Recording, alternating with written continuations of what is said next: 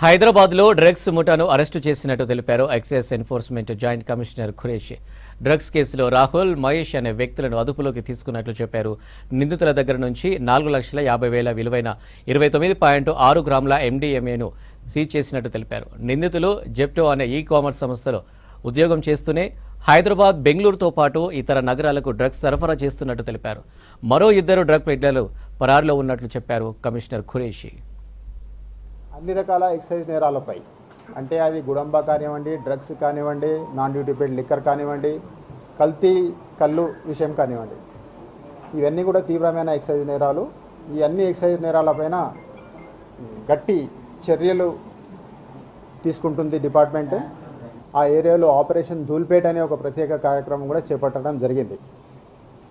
So అందులో భాగంగానే ఇతర ప్రాంతాల్లో కూడా, ముఖ్యంగా జిహెచ్ఎంసీలోని ఇతర ప్రాంతాల్లో కూడా నిఘా పెట్టి సమాచారం సేకరించి దానికి అగెన్స్ట్ కూడా చాలా సీరియస్ యాక్షన్ తీసుకోవడం జరిగింది. అందులో భాగంగానే ఈరోజు 16th ఆగస్ట్ నాడు ఒక ఎండిఎంఏ ఇది మనకు బెంగళూరు నుంచి సప్లై అవుతుందనే సమాచారం అందుకొని దాని మీద రేడ్ చేయడం జరిగింది.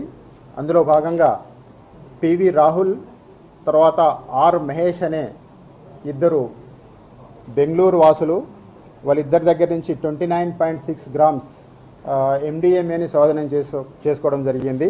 వీళ్ళిద్దరు కూడా జెప్టో అనే ఈ-కామర్స్లో పనిచేస్తున్నారు.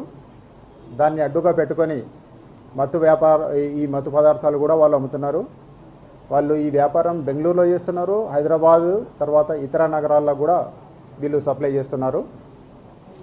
అయితే వీళ్ళతో పాటు ఇంకా 2 పెడ్లర్స్ కూడా బెంగళూరు వాసులే. వాళ్ళిద్దరు కూడా అబ్స్కాండింగ్లో ఉన్నారు. వాళ్ళని పట్టుకోవాల్సి ఉంది. అయితే వీళ్ళిద్దరూ అమ్మకం కంటే ముందు సేవించడం స్టార్ట్ చేశారు. ఆ సేవనంలో భాగంగా వాళ్ళు బాగా అడిక్ట్ అయిపోయినారు. దాంట్లో రాహుల్ అనే వ్యక్తి అంతకుముందే ఒక రీహాబిలిటేషన్ సెంటర్ కూడా వాళ్ళ ఫ్యామిలీ మెంబర్స్ చేర్పించడం జరిగింది.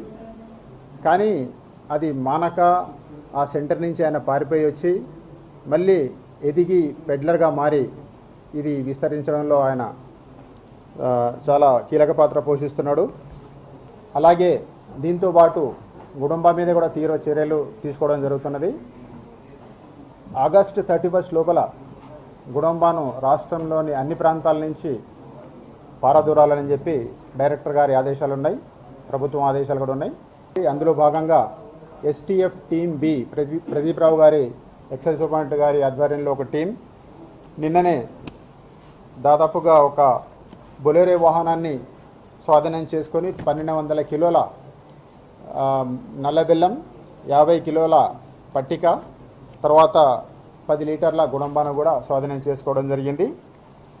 దీని యొక్క వాల్యూ బొలెరో వెహికల్ 15 lakhs, తర్వాత బెల్లం పట్టిక దీని వాల్యూ 1.2 lakhs ఉంటుంది. మొత్తం 16.2 లక్షల వాల్యూ గల ఈ గుడంబ ముడి సరుకును కూడా స్వాధీనం చేసుకోవడం జరిగింది. ఇది కొల్లాపూర్ ప్రాంతానికి, నాగర్ కర్నూలులోని కొల్లాపూర్ ప్రాంతానికి వెళ్తుంటే